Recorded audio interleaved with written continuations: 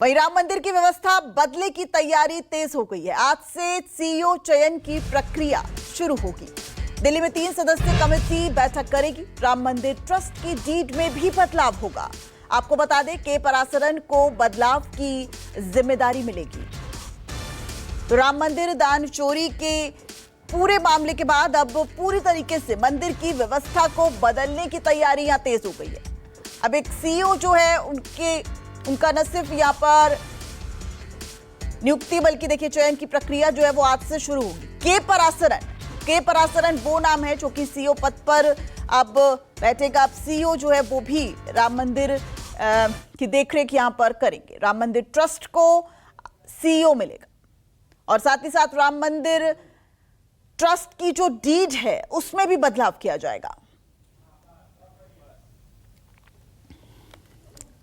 तो राम मंदिर दान चोरी को लेकर अब आरोपियों पर तो नकेल कसी ही जा रही है, लेकिन उसके बाद जो व्यवस्था परिवर्तन है उसकी भी शुरुआत हो गई है।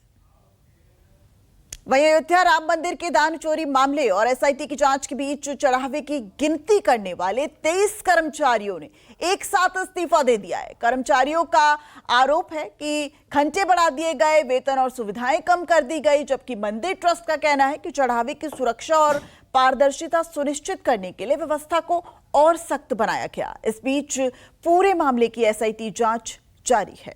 ये रिपोर्ट देखिए।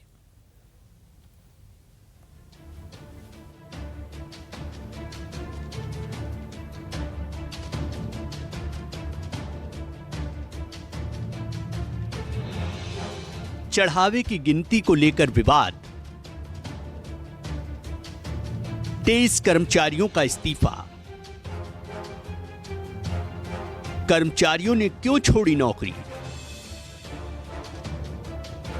मंदिर में नए नियम लागू।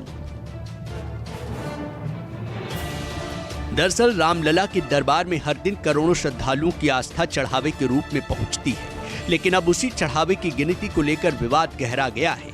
नोटों की गिनती करने वाले 36 कर्मचारियों में से 23 ने सामूहिक इस्तीफा दे दिया है।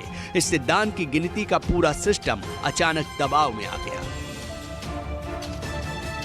इस्तीफा देने वाले कर्मचारियों का कहना है कि पहले 6-6 घंटे की 2 शिफ्टों में काम होता था, लेकिन अब सुबह 9 बजे से शाम 6 बजे तक लगातार ड्यूटी करनी पड़ रही है। आरोप है कि काम के घंटे बढ़े, छुट्टियां घटी, लेकिन मेहनताना उसी अनुपात में नहीं बढ़ाया गया।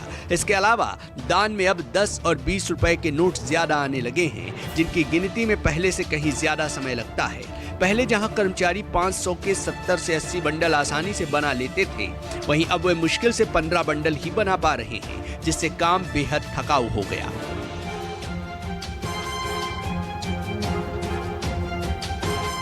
वहीं दूसरी तरफ मंदिर ट्रस्ट ने चढ़ावे की सुरक्षा और पारदर्शिता को सर्वोच्च प्राथमिकता बताते हुए कई नए नियम लागू किए हैं। वो कौन कौन से नियम हैं हम आपको बता देते हैं। नोटों की गिनती करने वाले कर्मचारियों पर पॉकेटलेस ड्रेस कोड लागू किया गया है, यानी अब कर्मचारियों को बिना जेब वाले कपड़े पहनना जरूरी है। गिनती कक्ष में मोबाइल, बैग और निजी सामान ले जाने पर पूरी तरह पाबंदी है। नोटों की गिनती अब मेज कुर्सी की बजाय जमीन पर गद्दे और प्लाईवुड पर बैठकर कराई जा रही है। इसके अलावा कर्मचारियों को अंदर बाहर जाते समय कई दौर की सुरक्षा जाँच से गुजरना पड़ता है। वॉशरूम जाने पर भी निगरानी रखी जा रही है। वहीं गिनती के दौरान आपस में बात करने पर भी पाबंदी है और बार-बार वॉशरूम जाने पर भी कड़ी नजर रखी जा रही है। इसके साथ ही मंदिर प्रशासन ने सभी कर्मचारियों के लिए पुलिस सत्यापन और चरित्र प्रमाण पत्र भी अनिवार्य कर दिया है।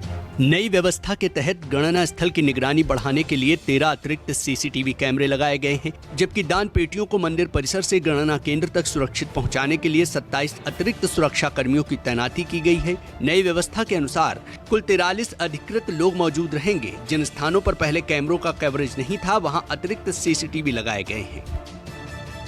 दरअसल हाल ही में चढ़ावा चोरी को लेकर विवाद और अनियमितताओं के बाद सुरक्षा व्यवस्था और निगरानी को और कड़ा किया गया है। इस मामले की जांच उत्तर प्रदेश पुलिस की एसआईटी कर रही है। कर्मचारियों के इस्तीफे के बाद अब स्टेट बैंक ऑफ इंडिया द्वारा नियुक्त केवल 13 कर्मचारी ही दान की गिनती का काम संभाल रहे हैं।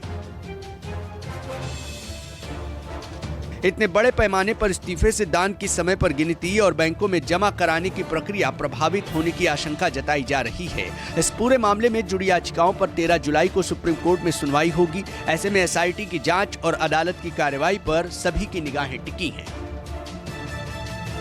राम मंदिर केवल एक धार्मिक स्थल नहीं बल्कि करोड़ों लोगों की आस्था का केंद्र है। इसलिए दान प्रबंधन में पारदर्शिता, सुरक्षा और कर्मचारियों के बीच संतुलन बनाए रखना सबसे बड़ी चुनौती बन गया है। Bureau report, news 24।